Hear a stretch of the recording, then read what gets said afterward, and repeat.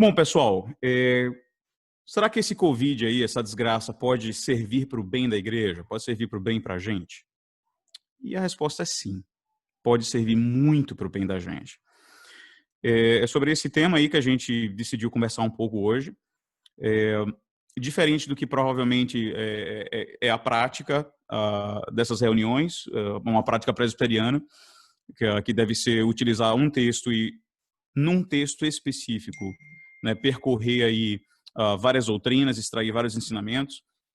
Eu vou fazer uma abordagem um pouco mais tópica hoje, devido exatamente à natureza da pergunta. E uma vez que a gente vai responder essa pergunta de maneira positiva, eu queria elencar para vocês pelo menos 4 maneiras em que o Covid pode ser muito positivo para a igreja.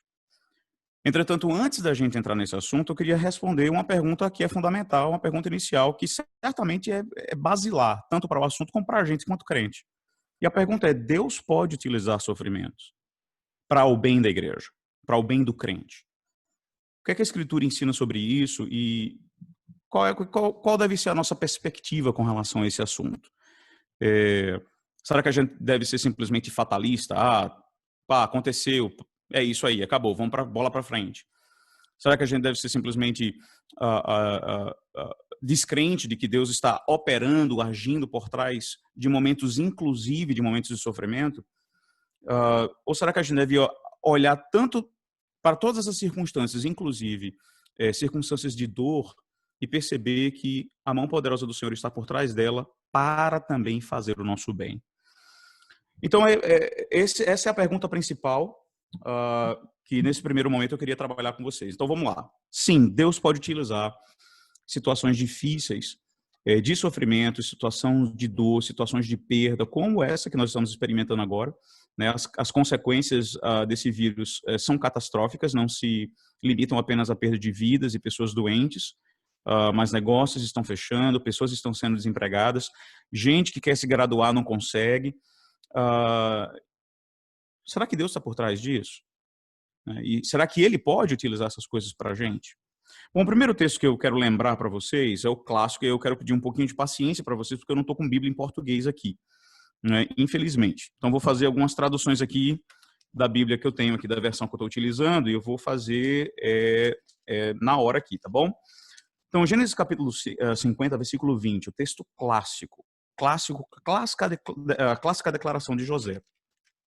Né, em meio a toda aquela situação de sofrimento, da fome que assolava a região do Egito, e obviamente lembrando que aquilo não se limitava somente ao Egito, mas a toda a região do qual o governo egípcio tinha autoridade. Claramente nós vemos José fazendo essa afirmação em Gênesis 50, 20. Mas aquilo que vocês intentaram para o mal contra mim, Deus intentou para o bem, para que trouxesse esse momento, esse dia aqui para as nossas vidas e para a salvação da vida de muitos. Então, claramente, no entendimento de José, não somente o mal que ele havia experimentado, e isso é muito importante de ser observado nesse contexto, não é somente da experiência negativa de sofrimento que José tinha oferecido. E, obviamente, para nós que conhecemos a vida de José, entendemos o quanto esse cidadão sofreu. Mas a própria fome que assolou aquela região em específico foi algo enviado da parte de Deus, e o Senhor claramente vê, e José vê toda essa situação e diz: isso aí foi tudo planejado por Deus. E observe que tem um grande propósito, veja. Vocês intentaram isso para o mal, e obviamente ele está falando em relação especificamente àquilo que havia acontecido com ele. Ele diz: mas isso Deus intentou para o bem, para a salvação da vida de muitos. E já uma coisa de cara que eu quero trazer à tona, que eu vou novamente trazer à baila quando a gente trabalhar nos 4 motivos que eu quero trazer para você, porque esse vírus pode ser muito bom para a igreja. Observe que um dos motivos pelo qual o sofrimento de José foi experimentado foi para a salvação da vida de muitos. Não é somente o relacionamento pessoal de José com seus irmãos que está sendo transformado, mas o texto claramente aponta para a preservação da vida de pessoas que pouco que tinham sequer qualquer entendimento, qualquer noção do que havia acontecido com José. Então, resumindo, Deus pode usar sofrimento para salvar vidas, para trazer bênção para a gente, para fazer o bem para a igreja? Sim, Deus pode fazer isso. E mais adiante, né, num dos textos clássicos, nós vamos ver que é exatamente isso que acontece. Não é somente que ele pode fazer isso, mas no que tange a igreja, é exatamente isso que Deus faz. Um outro texto claro, né, Atos capítulo 27 e 28. Né, finalzinho lá. Então, saindo do Antigo Testamento, vamos lá no Novo Testamento. O que é que a gente encontra na teologia neotestamentária? Atos 27 e 28, nós temos a clássica história do naufrágio de Paulo. Né? Essa é uma história que eu acho fenomenal. Por quê? Porque ela mostra para a gente o quanto Paulo, nessa circunstância toda, experimentou um sofrimento terrível. Certamente nenhum de nós aqui questionaria a fé, ninguém aqui questionaria o exemplo, a piedade, né, a santidade do apóstolo Paulo. Entretanto, aprove ao Senhor submeter Paulo a uma situação terrível. Então, veja, começando no versículo 20, no capítulo 27, correndo rapidamente o texto, observe que Paulo faz algumas, no versículo 9, né, Paulo faz algumas avisos, e esses avisos são ignorados no que diz respeito à situação lá do barco e do naufrágio que está para acontecer. No finalzinho do texto, nós vemos que um naufrágio acontece, né, e eles terminam lá chegando na ilha de Malta. Então, só um breve panorama, né, focando aqui agora no capítulo 28. Então, se não bastasse o naufrágio, se não bastasse toda a dificuldade, né, você pode imaginar aí, uma tempestade, Paulo tentando se agarrar num pedaço de pau para chegar em algum lugar, e você encontra ele agora na ilha de Malta, e se não bastasse todo o problema que ele acabou de experimentar, ainda vem uma peste de uma víbora para picar a mão do cidadão. E se isso ainda não fosse o suficiente, veja o que acontece. Quando ele é picado pela víbora, o que é que o pessoal pensa? Pensam que ele é um assassino. Quer dizer, o cara sofre um naufrágio, sofre um feito sovaco calejado, se lasca todinho para pegar um pau para chegar numa ilha, recebe uma picada de uma víbora e ainda recebe maledicência, dizendo que ele é um assassino.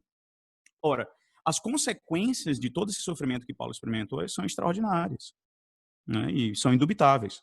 Basta a gente olhar na continuação do texto. Pessoas são trazidas para Paulo, pessoas são convertidas, né? E no finalzinho aí dessa sessão, lá no capítulo, versículos 8 e 9 e 10 do capítulo 28, então você percebe que curas acontecem, evangelho é pregado, pessoas começam a conhecer o Senhor Jesus exatamente por causa do sofrimento de Paulo e da sua equipe missionária. Então, mais uma vez, Deus pode trazer sofrimento para que isso redunde em bem? Sim, sem sombra de dúvidas. Uma terceira circunstância que eu quero trabalhar com vocês é o exemplo supremo que nós temos de sofrimento, que nos traz, de fato, vida. Né? E aí eu quero voltar com vocês para o Antigo Testamento, para Isaías 53. Em Isaías 53, nós temos a clássica descrição do sofrimento do Messias. E o que eu queria trazer a sua atenção em específico é como Deus está envolvido, como o texto sagrado descreve Deus como estando intimamente envolvido em fazer com que o Messias sofra. Veja lá, Isaías 53, nós encontramos o texto claramente. A partir do versículo 10. Entretanto, aprove a Javé, e observe aqui como o nome, né, Javé, Jeová, eu não sei exatamente qual é a tradução que você está utilizando, mas certamente você está vendo aí que o nome está todo em letras grandes, né, em letras maiúsculas, então é uma referência ao tetragrama, uma referência ao nome pactual de Deus. E veja como o texto é pessoal para Javé. Agradou-se de Javé, né, na minha tradução aqui diz que ele se agradou, teve prazer, né? Agradou-se Javé de machucá-lo, né, e de moê-lo. E observe como o pronome pessoal é repetido ao longo de todo o texto. Né? Veja como Javé é aqui descrito como ativamente fazendo com que o Messias experimente esse sofrimento. Agora, obviamente, é de textos como esse que surgem a terrível acusação, né, especialmente vinda de ateístas, de que o nosso Deus é um Deus sádico, né, porque ele teve prazer em causar sofrimento. Ora, mas é óbvio que a ideia de prazer aqui não diz respeito a sentir algum tipo de felicidade, mas diz respeito diz respeito ao desejo de Javé sendo executado. Né? O desejo de Javé, ao ser executado, obviamente, lhe traz prazer. Mas não é o sofrimento em si. Nós não temos um Deus sádico que sente prazer em causar mal aos outros. Antes, pelo contrário. Lamentações é um dos textos. Né? Nós temos um livro específico sobre sofrimento na Escritura. Né? E é interessante a gente perceber no capítulo 3, em Lamentações, que o Senhor não... À medida que o Senhor aplica sofrimento, e essa é a perspectiva do profeta, à medida que o Senhor aplica sofrimento ao seu povo, esse sofrimento é algo que vai de encontro ao relacionamento que Deus tem com o seu povo.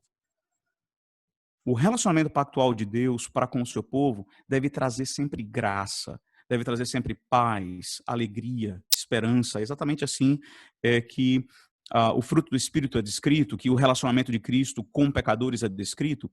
E é interessante que em Lamentações capítulo 3, você percebe que o profeta reconhece que a maneira com a qual Deus está tratando o seu povo é uma maneira estranha à maneira como ele pactualmente se relaciona com ele.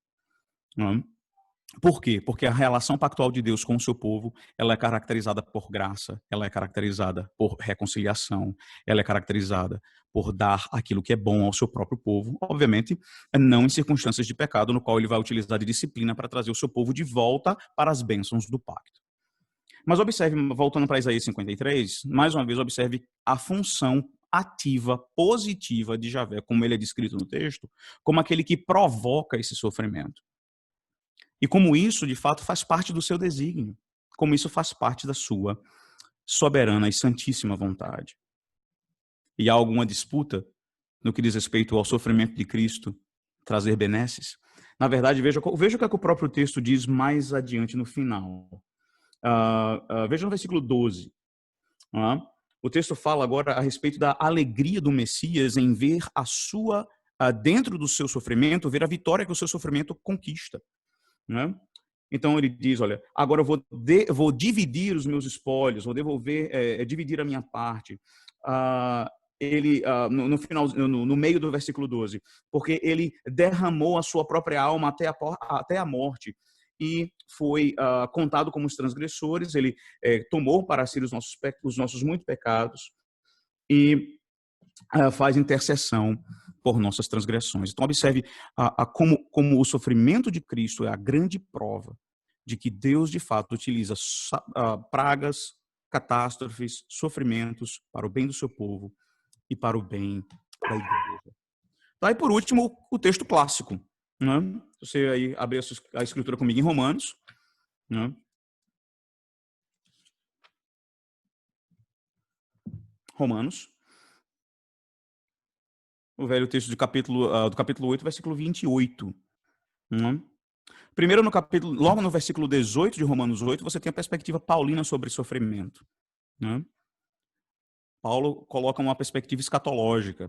Ele experimenta o sofrimento e ele diz, eu tenho certeza que os sofrimentos do tempo presente não há de ser comparados com a glória que está reservada para ser revelada em nós. Veja que maneira extraordinária de se enfrentar o sofrimento. Né? Em meio a terríveis catástrofes como a que a gente está experimentando agora, em muitos níveis, e aqui eu estou me adiantando um pouquinho nas aplicações. Observe como é humilhante para mim, para vocês, perceber essa reação do apóstolo Paulo e compará-la com a nossa reação. Eu não vou pedir para ninguém levantar a mão, mas eu tenho certeza que muitos aqui passaram reclamando e provavelmente até hoje de manhã, né, estavam aí murmurando devido aos problemas causados pelo Covid-19. Né? não somente por aqueles que, porventura, pegaram a doença, não somente por aqueles que conhecem ou têm parentes que pegaram a doença, ou por aqueles que sofreram pelas consequências da doença. A nossa resposta pecaminosa precisa nos trazer a vergonha quando nós comparamos o discurso do apóstolo Paulo, inspirado, obviamente, mas ainda assim o discurso de Paulo em meio ao sofrimento. Ele olha para o sofrimento e diz, tem coisa melhor para mim lá na frente. Né? Então que venha sofrimento. Mas por que Paulo pode dizer isso que ele falou no versículo 18? Você tem que ver o versículo 28. O versículo 28 claramente diz. Porque, e veja como é que ele começa, né? Ele diz, porque eu sei. É isso que tem aí na sua Bíblia? Ele diz, porque nós sabemos. Nós sabemos. A igreja sabe. A noiva de Cristo sabe. Sabe que todas as coisas cooperam para o bem daqueles que amam a Deus. Para aqueles que foram chamados segundo o seu propósito. Quantos de nós não conhecemos esse texto? Provavelmente você sabe ele de cor. Mas a pergunta é, você está vivendo de acordo com isso aí? O reflexo dessa convicção que Paulo diz que é minha e sua e dele, né, o reflexo disso está nas minhas palavras, o reflexo disso está na maneira como eu estou reagindo a todas as circunstâncias. Né? Mas então, voltando para a minha pergunta, Deus age no meio do sofrimento e ele usa o sofrimento para o bem da igreja? Sim.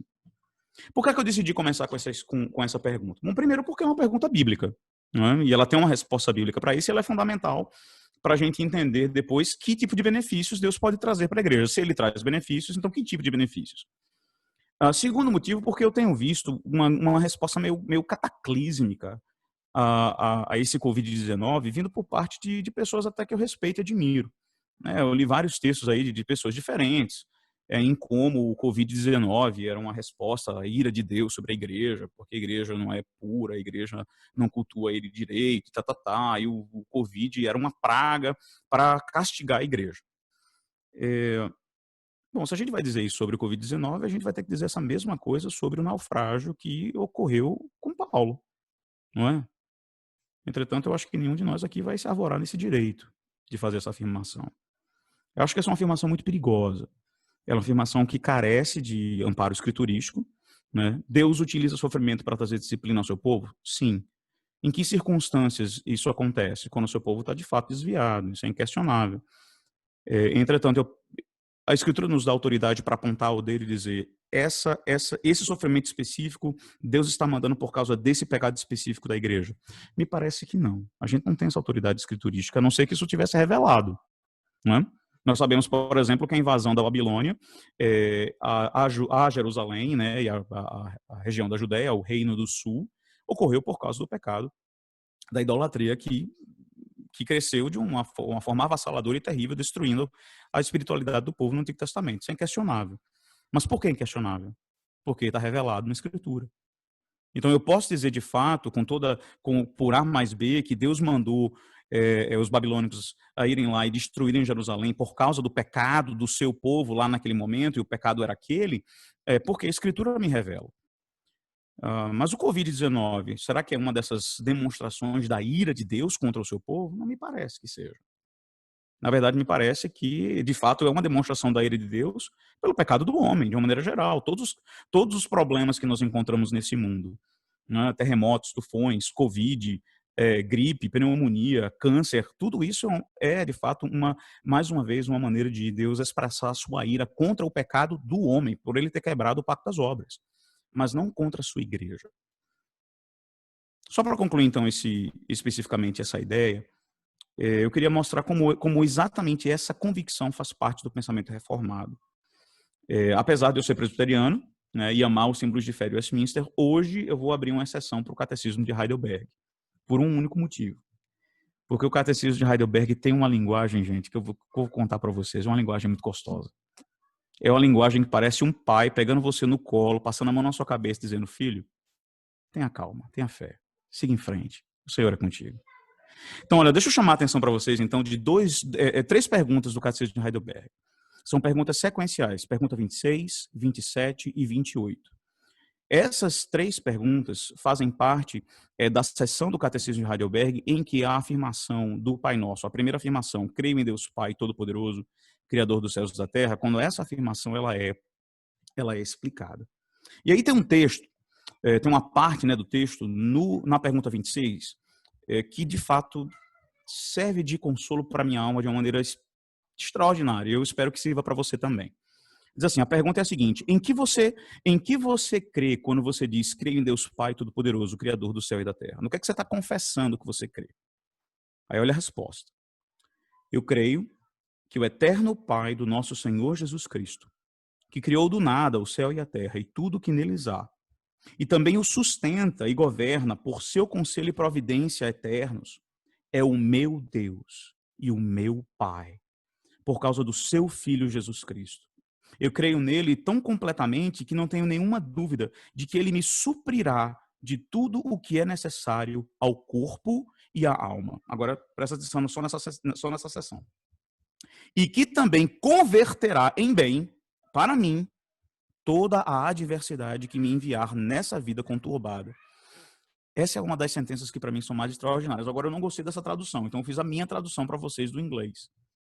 A tradução original, assim, a tradução que estava no inglês, ao pé da letra, diz o seguinte: ele fará com que qualquer mal que ele me enviar nesse vale de lágrimas redunde para o meu bem. E 2 coisas para mim são extraordinárias nessa afirmação, meus irmãos. Primeiro, é que a adversidade, de acordo com o Catecismo de Heidelberg, e com os textos que nós acabamos de ver, é enviada pelo Senhor. A adversidade é enviada por Ele. Crente, você tem que entender isso hoje. Nenhuma adversidade que você está passando agora, seja pelo Covid, ou seja por qualquer coisa que seja, se você está em Cristo, nenhuma adversidade que você está passando não está debaixo do controle dos desígnios de Deus. Mas a segunda coisa é que nesse vale de lágrimas, achei massa essa expressão. Não é exatamente isso que a vida é, gente. Um vale de lágrimas, muitas vezes, de fato, ela é muitas vezes uma mesa de alegria, né? Uma mesa de festividades. Mas muitas vezes ela é um vale de lágrimas, que parece que vai afogar a gente. Mas o nosso instrutor aqui no Catecismo nos lembra que mesmo nesse vale de lágrimas, essas adversidades que são enviadas pelo Senhor, elas redundarão para o nosso bem. E na pergunta 27, tem uma outra sentença que eu acho extraordinária e que confirma tudo aquilo que a gente já desenvolveu aqui pelos textos bíblicos que a gente conferiu. Na pergunta 27, ele diz assim, que o Senhor, através da sua providência, governa todas as coisas de tal modo que ervas e plantas, chuvas e secas, abundâncias e escassez, comida e bebida, saúde e doença, riqueza e pobreza, todas as coisas, na verdade, não nos vêm por acaso, mas procedem da sua mão paternal. Meus irmãos, se vocês não se sentirem confortados e consolados com todas essas verdades, então não tem mais nada o que fazer. Vamos acabar essa reunião e vamos todo mundo embora. Não é? Covid-19 pode servir para o bem da igreja, sim. Não somente pode, como deve servir para o bem da sua alma. Como? E agora a gente passa para a segunda parte do que eu quero conversar com vocês. Bom, já que a gente tem a certeza, a convicção, né, agora, de que o Covid pode servir para o nosso bem, deixa eu dar 4 maneiras aqui para vocês. Como é que esse Covid pode servir para a gente? Primeira maneira. Covid-19 pode servir como uma ferramenta de despertamento para o amor, para o desejo e para o valor do culto público. Vou dizer isso de novo, hein? O Covid-19 pode servir, e eu espero que sirva, espero que já esteja servindo no seu coração e na sua alma, como uma ferramenta do Espírito Santo de Deus para despertar você a amar, a desejar e a valorizar o culto público do Senhor. E eu queria que você abrisse comigo no Salmo 84, um dos clássicos a respeito do culto público. Eu queria que você fizesse de fato essa pergunta à medida que a gente vai ler esse texto. É dessa maneira que você tem se sentido desde o domingo que você ficou sabendo que você não podia mais ir lá na redenção? É dessa maneira aqui? Escuta só lá a descrição do salmista. Minha alma deseja, sim, a minha alma desmaia pelos átrios do Senhor. O meu coração e a minha carne clama pelo Deus vivo. E eu queria chamar a sua atenção para duas coisas aqui. A primeira delas é que essa aqui é, de fato, uma referência ao culto público, né? E a maneira como a gente entende isso de uma forma muito clara é pela expressão átrios, né? Então, átrios aí, no hebraico, é uma clara designação apontando para o templo, estar no templo. O templo, especialmente na teologia veterotestamentária, o templo como morada de Deus. Mas observe como a alma do salmista se encontra, né? Obviamente, ele não pode entrar nos átrios do Senhor. Ele não pode entrar ali na presença de Deus, né? E ele diz que a sua alma anseia por isso. Aí talvez você esteja dizendo na sua cabecinha neotestamentária corretamente: ué, pastor, mas eu não preciso mais de um templo, né? Eu tenho agora acesso à presença de Deus garantida pelo sangue de Cristo. Não é isso que Hebreus nos ensina? Sem dúvida, meu irmão. Glória a Deus por isso. Se era isso que você estava pensando. Mas não se esqueça que é o próprio livro de Hebreus quem diz, a gente vai tratar desse texto mais adiante, de que a gente não deve se esquecer de quê? De congregar. Não é engraçado isso? O próprio texto, o próprio escritor aos Hebreus que diz: agora vocês acessem ousadamente a presença de Deus por causa do sangue de Cristo, ele diz, mas não se esqueçam de congregar. E na teologia reformada sempre ficou muito claro uma distinção entre aquilo que a gente chama de devoção privada e devoção pública, ou, de uma maneira melhor, culto privado e culto público. E aí eu vou, né, me agarrar aqui com São Westminster, né, capítulo 21. Se eu não me engano, é a seção 5 na Confissão de Fé de Westminster, que nos fala a respeito de dois tipos de culto: o culto privado e o culto público. Né? E o culto privado é exatamente esse, que você faz na sua casa, sozinho, né? O Senhor Jesus lhe comanda que você vá para o seu quarto, que você, no secreto do seu quarto, ore a Ele e tal. O culto privado, dentro do culto privado também entra aquilo que a gente chama de culto doméstico, né? Que a gente faz com a nossa família. Mas esse culto, ele é diferente do culto público. Ele é diferente da assembleia solene, da congregação. E um dos motivos pelos quais o culto público ele é diferente é exatamente por causa da Assembleia dos Santos em um só lugar. E eu queria chamar a sua atenção exatamente para esse detalhe lá em 1 Coríntios, capítulo 11. Veja lá comigo, rapidinho. Em 1 Coríntios, capítulo 11, você certamente deve se lembrar que é o texto em que Paulo instrui aquela igreja no que diz respeito à administração da ceia. E eu queria chamar a sua atenção para 3 versículos. O versículo 18, tá certo? Depois o versículo... acho que é o versículo... o versículo 18, o versículo primeiro é o 18. Veja no versículo 18, que você vai perceber que há uma crescente aí no argumento do apóstolo Paulo. O versículo 18 diz assim: primeiro de tudo, quando vocês se juntam na igreja, né? Quando vocês se juntam na igreja... Aliás, desculpe, 17, 18 e 20. Então vamos para o 17. 17 diz assim: não, em dando a vocês essas instruções, eu não os louvo, uma vez que quando vocês se juntam, não é para o melhor, mas é para o pior. Né? Então vamos lá, vejam que aí todo na sequência de 1 Coríntios 11, você vai dizer: pastor, mas aqui Paulo está só metendo a lenha, só descendo o cipó nas costas dos coríntios aqui, é verdade. Mas existem algumas coisas nesse texto que não são instruções negativas, mas são reconhecimentos apostólicos de coisas que estavam acontecendo. E é aquilo que a gente chama de chancela apostólica, de selo apostólico, né? Crivo. O crivo que nós vemos aqui é sobre o ajuntamento solene. Veja, Paulo reconhece que eles se juntam para fazer o quê? Para cultuar.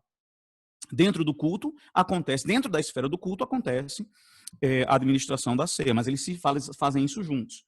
Aí veja, observe agora o versículo 18 e versículo 20, como esse conceito é ampliado, ou como ele é afunilado. Quando vocês, no versículo 18, primeiro de tudo, quando vocês se juntam na igreja. Na minha tradução tem assim: como uma igreja. E aí veja no versículo 20 o que é que ele diz: quando vocês se juntam em um só lugar. É engraçado porque essa ideia de se juntar em um só lugar, ela está presente tanto no Antigo como no Novo Testamento. O que é o jardim do Éden? De toda a criação, Deus não espalhou, não pulverizou Adão e Eva, mas ele ajuntou Adão e Eva em um só lugar, o Éden, que era uma prefiguração daquilo que seria o templo. Deus cria o tabernáculo, um só lugar. Depois o templo, um só lugar. Então veja, esse tema de um só lugar, onde o povo se junta para oferecer adoração a Deus, ela é uma constante. E não é exatamente para esse lugar que a gente está indo. A gente está indo para um lugar onde a gente vai se reunir num só lugar com o Senhor Jesus. É por isso que é um negócio tão absurdo para mim, tão estapafúrdio, a ideia de celebração da ceia pela internet. Gente, isso é um negócio do diabo. Isso é um negócio que foi formulado no inferno, pode ter certeza disso. Satanás está por trás disso aí. Porque não existe nada que vá tão claramente de encontro com o conceito bíblico de culto público quanto a ideia de estar centrado em um só lugar. Então, se uma das coisas que o Covid-19 pode fazer de bom para a gente é fazer a gente parar de considerar como normal, como comum, como algo que não tem um significado especial, o nosso ir para a igreja. E eu quero convidar você para fazer uma sondagem do seu próprio coração nesse momento. Não é exatamente dessa maneira que muitas vezes a gente se comporta? Chegou domingo, né? Vamos lá, dia de ir para a igreja, né? De ver aquele povo. Povo, às vezes, que a gente nem gosta. Né? A gente procura outros assentos para não bater de cara com quem a gente não tem muito prazer. Né? Sai logo da igreja, terminou o culto, corre, vamos embora. Não quer nem ver aquele cidadão. Não é assim, às vezes, que a gente se comporta? Ou então, a gente se comporta o quê? Vamos para a igreja, vamos para o culto, chegamos lá, sentamos e é beleza, e aí? Aí cantamos, nem pensamos naquilo que estamos cantando. Não valorizamos o culto público. Sabe por quê? Porque a gente tem o tempo todo. Só que lá no Salmo 84, o salmista não tinha. A mesma coisa no Salmo 137, lembra? Dos rios da Babilônia. Não estou dizendo que a igreja está num cativeiro babilônico. Pela madrugada. Eu não estou dizendo isso, não. Mas o que eu estou dizendo ali é que o sentimento do salmista era: como é que eu vou cantar esses cânticos na Babilônia se eu não estou no culto? E, gente, por mais que a gente tenha YouTube, né, a gente teve um vídeo extraordinário aí do pessoal cantando, tocando violão, excelente. Não há substitutivo para o culto público. Será que o Covid-19 tem feito você entender isso? Você acordar, escovar seus dentes, fazer um copo de café e sentar na frente do computador tem feito a sua alma ansiar para estar com o povo de Deus, povo que foi salvo pelo sangue do Cordeiro, entoando louvores e escutando o Senhor Jesus Cristo pregando para você do púlpito da redenção. Se a sua alma não tem ansiado por isso, você não está usando bem o Covid-19 para o crescimento da sua alma.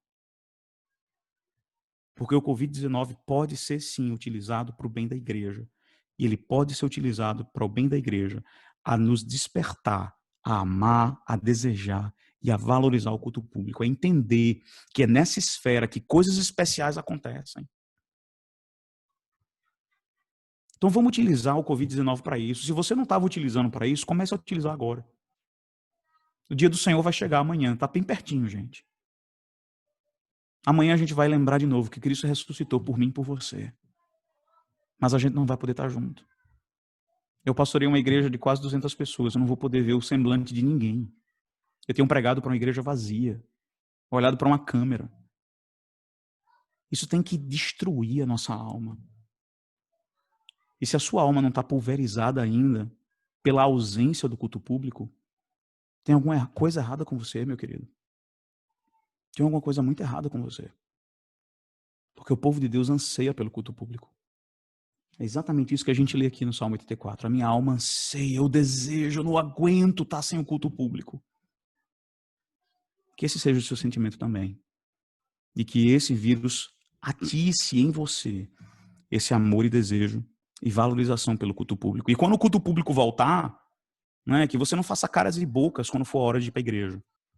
E que quando você estiver na igreja, você de fato aproveite o máximo. Eu lembro do último filme aí dos Avengers, né, que eu fui assistir.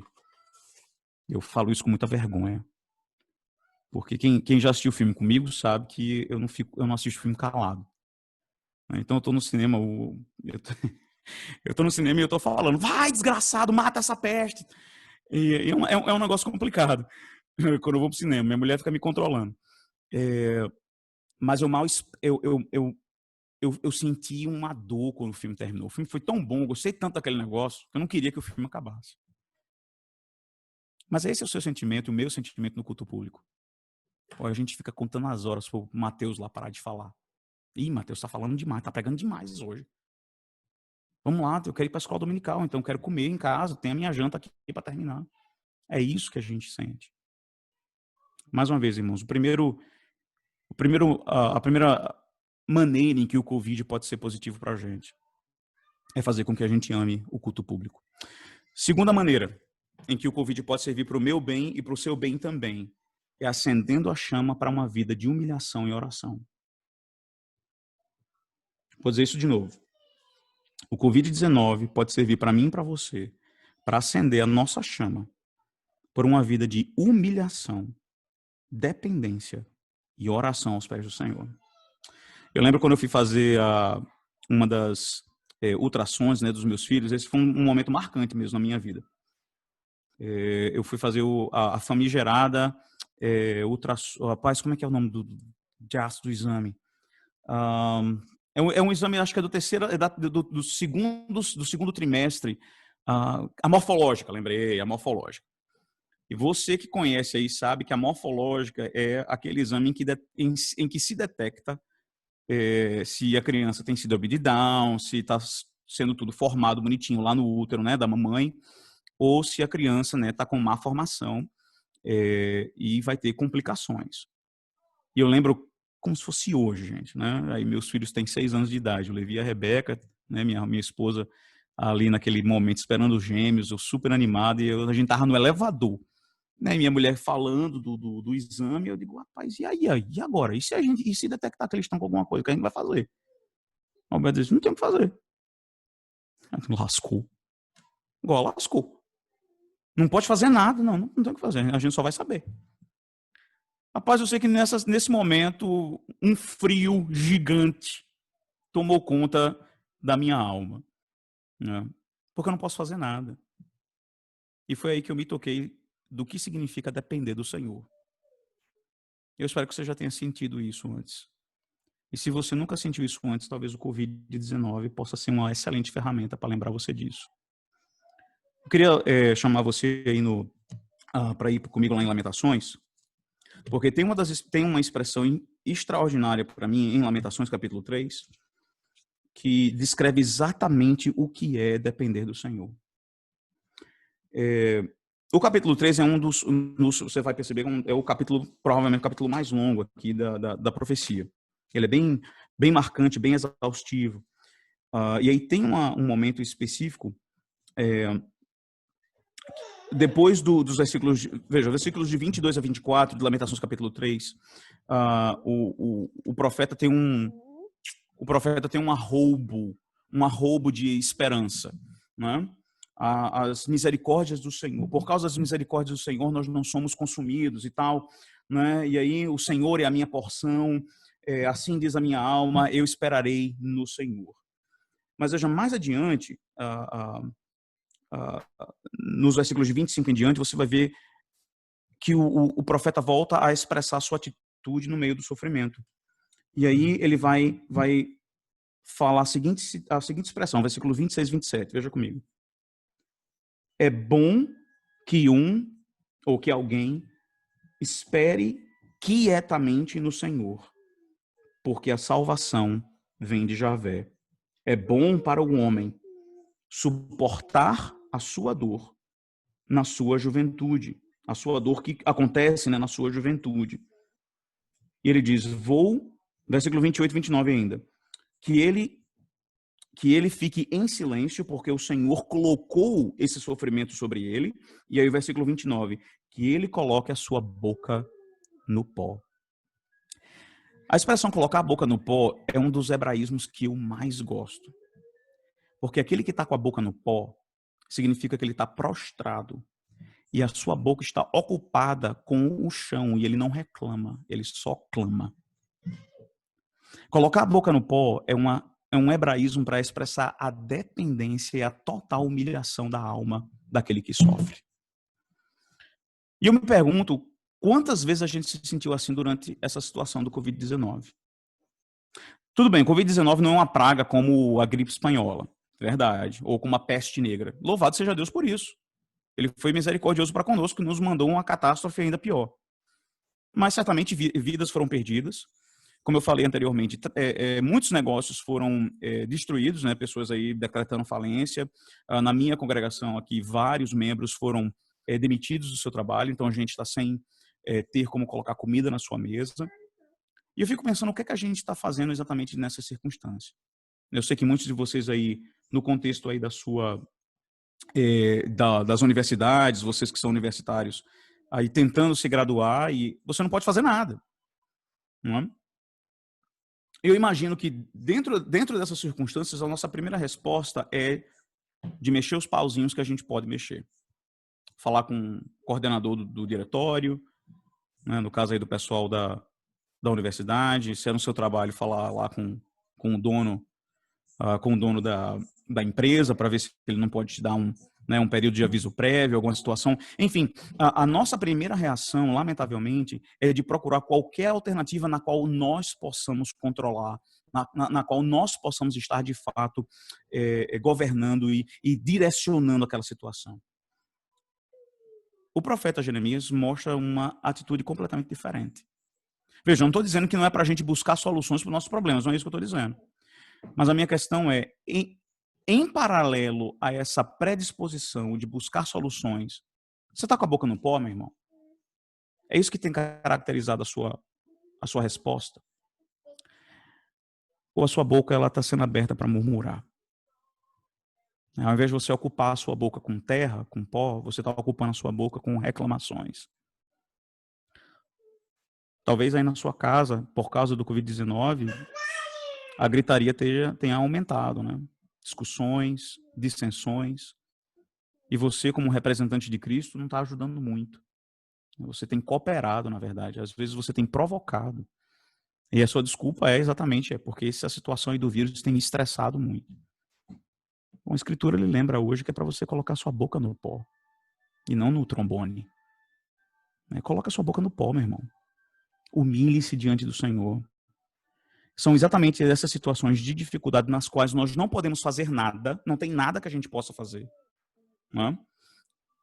Que aí João 15 vem e lembra pra gente. O Senhor Jesus dizendo, eu sou a videira, vocês são o ramo. Eu sou a videira, vocês são os ramos. E sem mim, nada podeis fazer. Você sabe o que significa nada? Nada.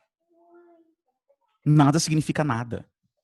Nada vocês podem fazer sem mim. A convicção do crente de que nada pode fazer sem Cristo o leva a uma vida de oração. O leva a uma vida de dependência do Senhor, não somente de boca, não somente de teologia e de teoria, mas o leva a ter os joelhos calejados, de buscar a presença do Senhor e de se humilhar, exatamente assim como o texto está descrevendo aqui, colocando a sua boca no pó e dizendo, Senhor, eu não posso fazer nada para esse vírus ir embora, para o coordenador do meu departamento me dar uma oportunidade para eu terminar o meu trabalho, para o que o empresário que me emprega, que me dá o meu trabalho, reconsiderar a minha demissão, eu não tenho nada para fazer. Tem sido essa a sua reação?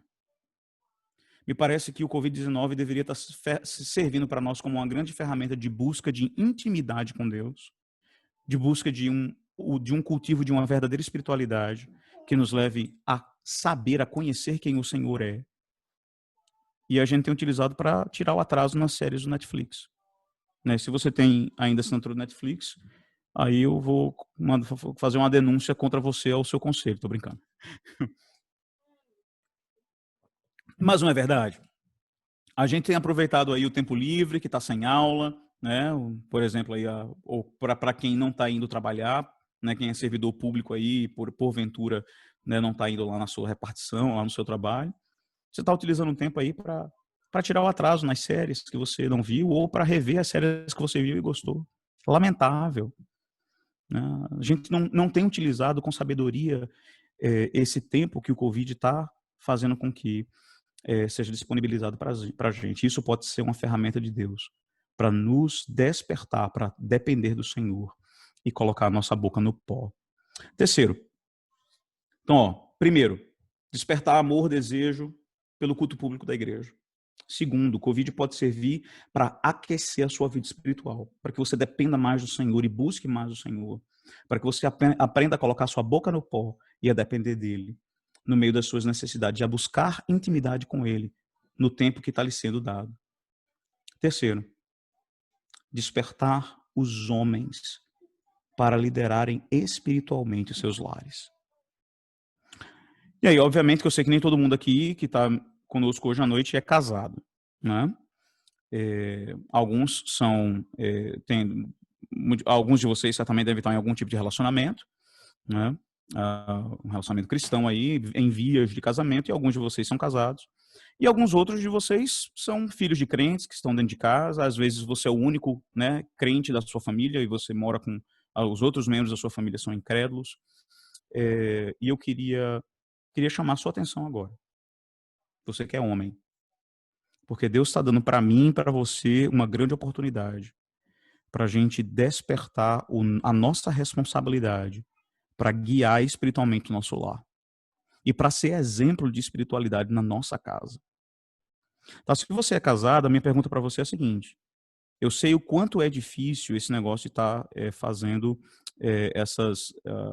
eu não vou chamar de culto, tá, gente? Porque eu particularmente não entendo que isso é culto. Ou então, hoje, se você quiser caracterizar como culto privado, aí, nesse caso eu não tenho dificuldade. Mas o que a gente faz pela internet não é culto público. Porque culto público é caracterizado pelo ajuntamento solene num só lugar, como a gente já viu lá em 1 Coríntios 11, em outros textos da Escritura, claramente mostrando isso. Mas se você quiser chamar de culto privado, tudo bem. Então, quando a gente faz esse exercício, né, devocional pela internet, ouvindo Mateus, né, no meu caso aqui, como eu falei, eu gravo os sermões e eu disponibilizo no YouTube para os membros da igreja. Quando a gente faz essas coisas, nós estamos num ambiente completamente não propício para o culto público, para cultuar a Deus. Você está na sua casa, né? Eu não vou pedir para ninguém levantar a mão aqui quem já ouviu o Mateus de pijama, né? Porque eu tenho certeza que muitos aqui fizeram isso, né?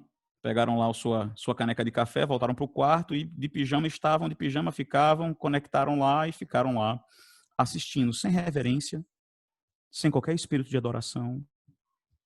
Não é como se você estivesse num cinema assistindo um filme. Isso é vergonhoso.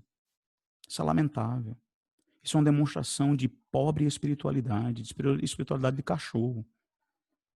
Irmãos, nós fomos chamados para considerar a esfera do culto, seja pública ou privada, com a mais alta reverência.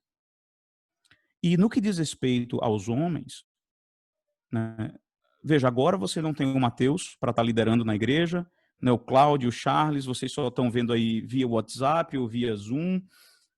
É nesse momento que a gente começa a perceber o quanto é importante que o homem seja o sacerdote do seu lar. O quanto você, rapaz, precisa ser capaz de abrir a escritura, entendê-la e aplicá-la para a sua vida e para a vida dos seus familiares. Você que é casado, a responsabilidade cai sobre os seus ombros de abrir a escritura e lê-la e interpretá-la para a sua mulher. Né? Enquanto vocês estão escutando ali, se você tem filhos em casa, de você fazer com que os seus filhos sentem e escutem o sermão que o Mateus está pregando.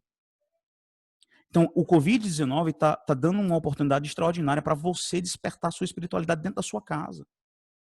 Você diz, pastor, mas eu sou o único crente da minha família. E que exemplo você está dando de adorador? Essa é a minha pergunta para você. Você não tem família, você não tem mulher, mas você tem a sua mãe e seus irmãos que são descrentes na sua casa. E o que é que eles veem? Qual o testemunho que você está dando quando chega o domingo e você vai ligar lá o seu computador para ouvir o Mateus pregar? Você realmente está se comportando dentro de uma esfera de adoração? É isso que a sua família tem testemunhado? Ou que a sua família testemunha é que você nem isso faz. Você pega lá o seu pão com ovo, com um copo de café, e vai assistir lá o que tiver na televisão, ao invés de estar lá separando o dia do Senhor para cultuá-lo no seu santo dia. Então percebe, o Covid-19 ele está dando uma oportunidade extraordinária para que a espiritualidade do lar seja desenvolvida, especialmente no que tange a responsabilidade masculina. E aí eu quero dar um texto fundamental para isso. Deuteronômio, capítulo 11. Deuteronômio, capítulo 11. Esse é um dos textos que eu mais amo, é um dos textos, na minha opinião, que é mais deturpado. Eu vou dizer por quê. Pessoal, por favor, meu celular acabou a bateria. Se vocês puderem me manter aí em xeque, Manu, puder me manter em xeque no que diz respeito ao tempo, me ajuda, tá? Mas eu já estou terminando, esse é meu penúltimo ponto, tá certo? Vejam no Deuteronômio capítulo 11, para a gente chegando aqui na conclusão, vocês vão perceber que o versículo 18 e 19, se você já conversou com alguém sobre educação no lar, né, sobre o famoso homeschooling, esse é um dos textos que é mais utilizado para defender homeschooling, tá certo? E aí você vai ver aí no texto, né, que... Desculpa aí, versículo 18.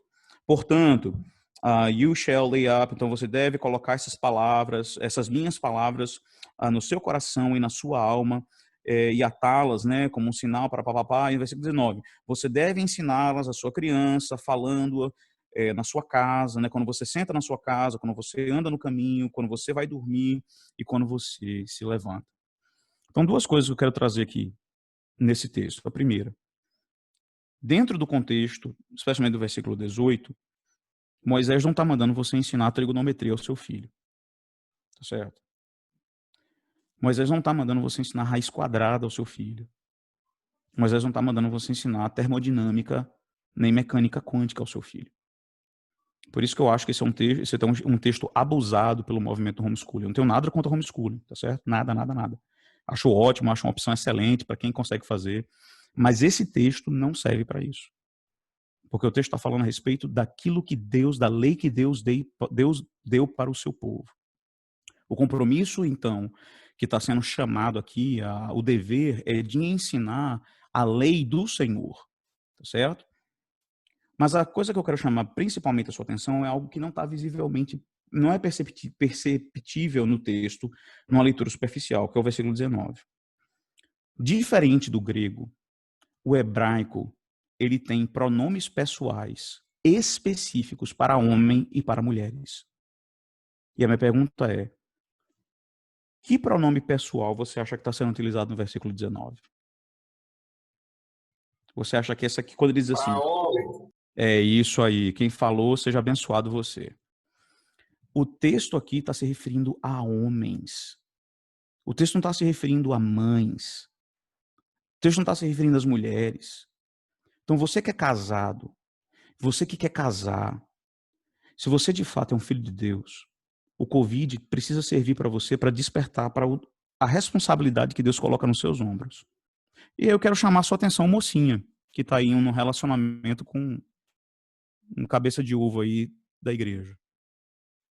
Se você está num relacionamento com um rapaz que não toma liderança na sua casa, você tem que pensar duas vezes com quem que você está se relacionando.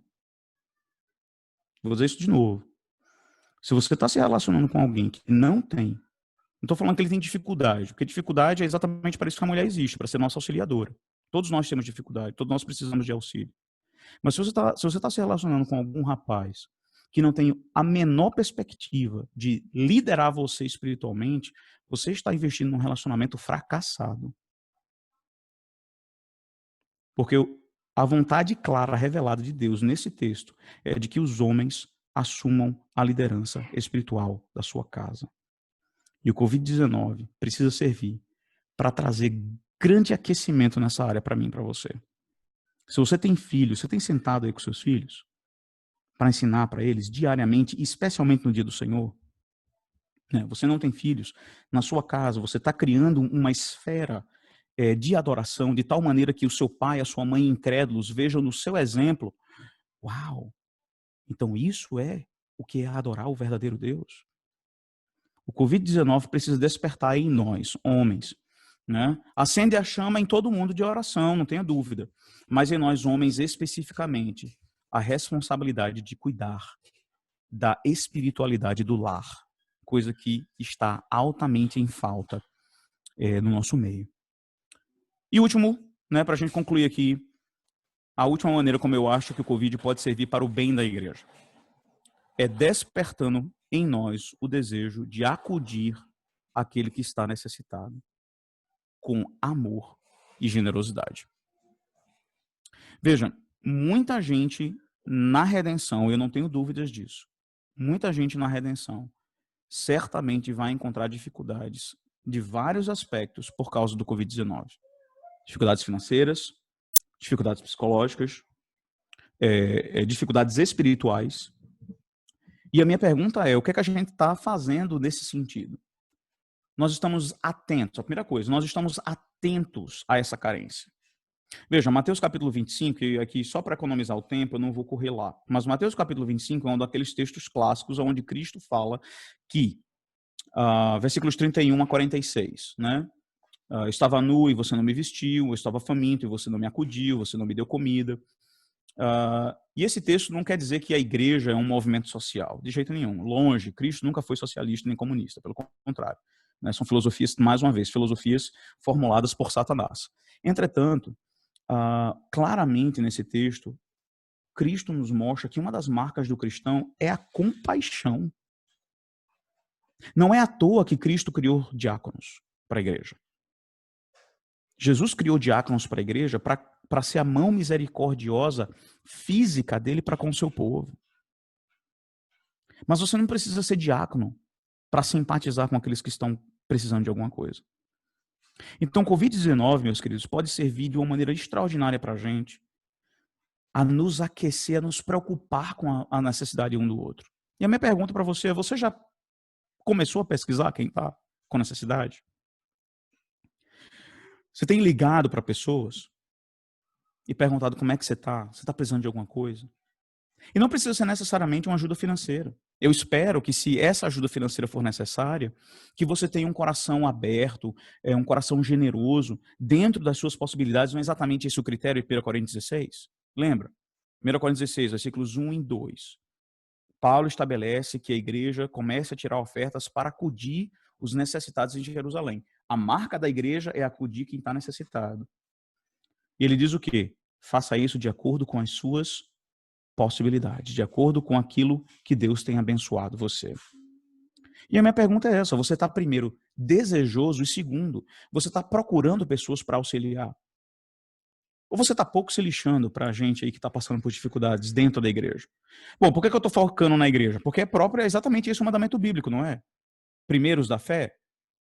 Obviamente que se vier alguém batendo na sua porta, um familiar que não necessariamente seja cristão e você puder ajudar, ajude, óbvio. Mas o Covid-19 pode nos servir como uma grande ferramenta para aquecer o nosso desejo de nos preocuparmos com outras pessoas, de pararmos de olhar para o nosso umbigo e abraçarmos de fato o que a igreja precisa ser, o que seguidores de Cristo de fato são, aqueles que olham para aqueles que precisam de que comer e oferecem o que comer. Olhar para aqueles que precisam de roupa e ele tem 2 túnicas e ele dá uma. Percebe? O cristianismo não é ciência de foguete. O problema é que nosso coração é corrupto. E a gente só olha para o nosso próprio umbigo. Se você não conhece ninguém que está com dificuldades, eu tenho uma novidade para você. Você provavelmente não conhece, que você não está procurando. Mas se você realmente tiver o interesse, o desejo, e é exatamente aí que eu acho que o Covid-19 pode nos ajudar. Irmãos, vamos começar a orar por isso. Começar a rogar a Deus que nos dê esse desejo, como Paulo fala em Filipenses, os entranhados afetos de misericórdia. Vocês acreditam que eu não encontrei ainda nenhuma expressão na língua inglesa que expresse essa ideia do grego tão bonita como na língua portuguesa? Entranhados afetos de misericórdia. É isso que vocês têm sentido um pelos outros? Ou a conversa gira somente em torno, mais uma vez, das séries que se vê no Netflix, ou né, das nerdices aí que vocês gostam de falar? Não tem nenhum problema em falar de nerdice. Mas tem problema se o bate-papo é somente esse. A igreja vira um clube social como qualquer outro.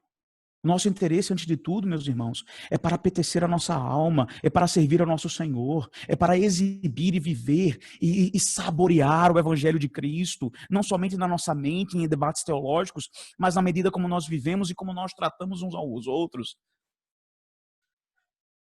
E onde está essa pergunta, né? Onde está essa genuína preocupação, esse entranhado afeto de misericórdia que faz você pegar o telefone e dizer, olha, chega de encontros aqui por Zoom, chega de e-mails, como é que você está? Você está precisando de algum auxílio? Está passando por alguma dificuldade? A igreja está aqui para te ajudar, cara. Você está precisando de algum auxílio aí para sua formatura, Vamos levantar, a gente vai se juntar e vamos tentar levantar.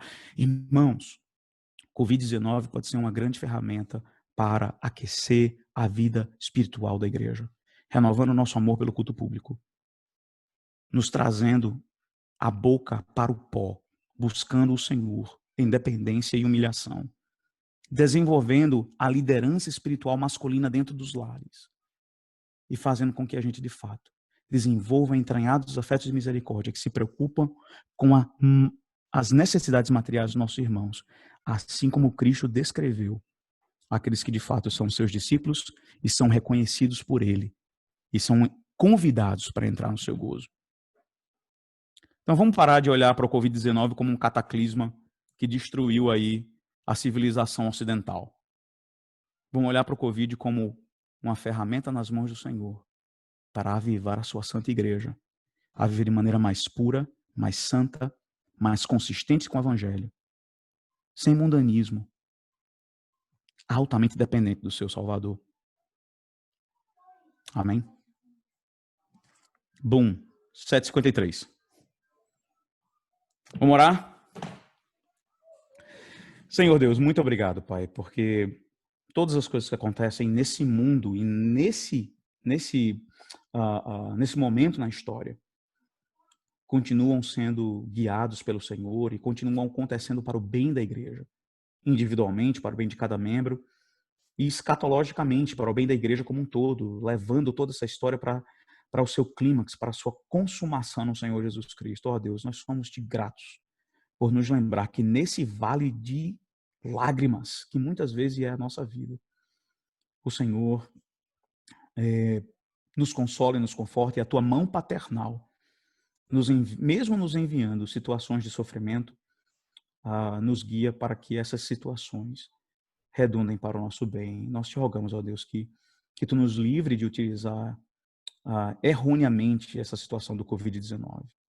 Que o Senhor nos livre, ó Deus, da apatia espiritual que porventura tenha tomado conta da nossa alma, do sono mortal que caracteriza a maneira como a gente tem enfrentado essa situação, com bocas murmuradoras, corações insatisfeitos, e como quem não tem o menor desejo, a menor saudade de estar de volta aos teus átrios. Ó Deus, em nome de Cristo, nós te rogamos.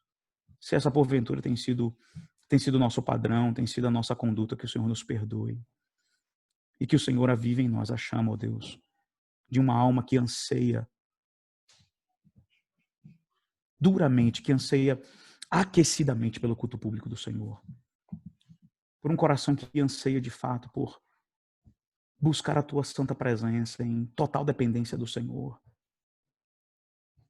Por uma alma e um coração que anseia por ajudar aqueles que estão em dificuldades, que genuinamente se interessa por aqueles que enfrentam escassez e que precisam de auxílio. Tem misericórdia de nós, Senhor, e apesar dos sofrimentos do tempo presente, me lembre-nos, ó Deus, que o Senhor, que é o nosso Pai Celestial, utilize todas essas coisas para o nosso bem, para aqueles que buscam viver de acordo com o teu propósito. Em nome de Cristo nós te oramos, ó Senhor. Amém. Amém. Pastor, nós temos uma pergunta. Nós temos uma pergunta aqui do Marcos. Ele pergunta sobre a questão da evangelização de descrentes, né? Hoje, com essa questão de a gente não conseguir sair, como é que, na sua opinião, a igreja deve se portar nesse momento de desafio? Marcos, muito obrigado, porque esse era o item 5 da minha listinha e eu cortei por causa do tempo. Mas eu acho que a quinta maneira, né, que o Covid pode de fato nos ajudar é na pregação do evangelho. As pessoas acham que estão doentes só por causa do Covid, elas estão doentes por causa do pecado. E se a gente está perdendo a oportunidade de uma pandemia para pregar o evangelho, a gente está sendo besta. Coisa que os nossos antepassados não foram. Não teve um reformador, não teve um puritano, não teve ninguém do pensamento evangélico reformado que não se utilizou de uma praga para profetizar a ira vindoura do Senhor e para trazer a atenção das pessoas para a cruz de Cristo. E, de fato, eu acho que a gente estaria perdendo mais essa oportunidade de aquecer o coração da igreja para uma verdadeira espiritualidade se a gente não utiliza o Covid-19 para apontar para aquilo que aconteceu lá no Éden, para mostrar o que a ira de Deus é capaz de fazer. Só uma gotinha dela. Olha o que a ira de Deus é capaz de fazer. Eu lembro de ler alguns sermões no período em que houve um grande fogo em Londres, no finalzinho da década, no finalzinho do século XVII. 1640, 1650. E era impressionante perceber como desavergonhadamente os pregadores ingleses utilizavam as chamas, as labaredas e as cinzas como metáforas para apontar o pecado, a dureza e a vileza do pecado, as consequências terríveis do pecado, como uma metáfora do inferno e, de fato, apontar as pessoas para a salvação em Cristo Jesus. O Covid-19 é o menor problema que elas têm com que se preocupar. Né? Antes morrer de Covid-19 e ir para os céus, do que não ser vítima do Covid-19 e ser enviado para o inferno, condenado nas labaredas do lago de fogo e enxofre. Então, de fato, Marcos, essa era a quinta, né, a quinta maneira que eu acho que a igreja pode ser beneficiada com reavivamento da evangelização, com a utilização, não somente reavivamento, mas eu diria utilização do Covid, das catástrofes, das mortes, como o ponto de contato, né, como diria Vantil, como o trampolim, como a ponte para uma mensagem evangelística. Excelente pergunta aí, mas enfim, eu tive que cortar aí por causa do tempo, não queria me prolongar demais. Pastor, o senhor pode ficar falando aqui até amanhã, 9h30 da manhã, né? Não, pastor Matheus? Até 9h30 da manhã, amanhã tá todo mundo tranquilo, né? Só tem que ir pro culto público. A gente para. O culto público não, desculpa, o culto privado, que cada um vai fazer com a liturgia que nos é transmitida. Mas 9h30 da manhã é o nosso horário limite. Se o senhor quiser falar mais alguma coisa, fique à vontade. Não, tudo tranquilo. Só uma observação nisso que você falou. Eu citei essa questão porque eu ouvi aqui nos Estados Unidos um pastor falando isso. De que um membro tinha ligado para ele dizendo: eu escuto você de pijama. Aliás, ele não falou nem pijama, eu tô sendo generoso. O cara falou: eu escuto você de cueca. E o cara falou isso na transmissão, velho. Rapaz, isso é motivo de vergonha, cara. E ele falou sorrindo, o cara falou como se fosse o máximo. Quer dizer, a esfera, mesmo na... Oh, calma, irmão. Se o Covid-19 chegou aqui, o que é? Oh, minha filha, fala. Oh, meu amor. Mãe. Gente, mas é só isso mesmo, Clarissa. Deus abençoe, irmão. Foi um bom comentário. Desculpa aí, gente. A nossa igreja já estava com isso, que era liturgia transmitida pela internet, tá? Eu que falei errado. Mas então, vamos agora passar para a música. Agora a gente tem a música também cantada pelos nossos irmãos feijós. E eu peço mais uma vez a paciência de todos na hora de eu compartilhar a tela.